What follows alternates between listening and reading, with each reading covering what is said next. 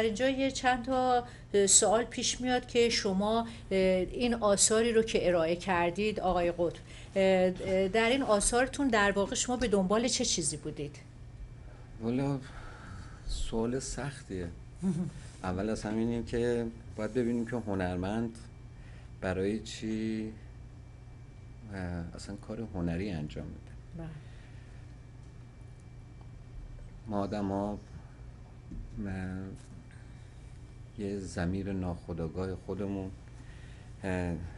دارای دغدغه هاییه. بله. حالا شاید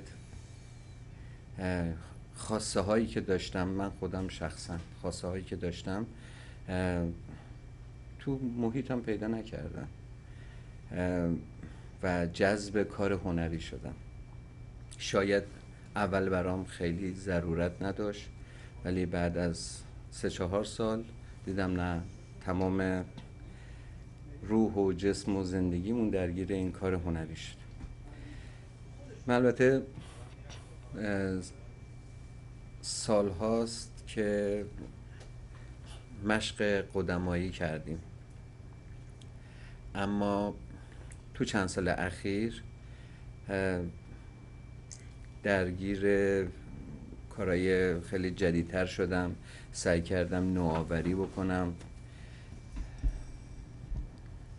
نوآوری بکنم و یه سری قالبای سنتی مینیاتور ایرانی یا همون نگارگری رو سعی کردم بشکنم. شاید خیلی از اساتید ما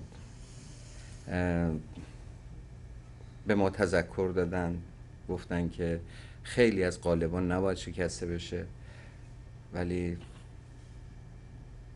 به قول معروف شاگرد ناخلفی بودیم و خیلی از قالب‌ها رو شکوندم و البته فکر میکنم تقریبا الان مقبول افتاده.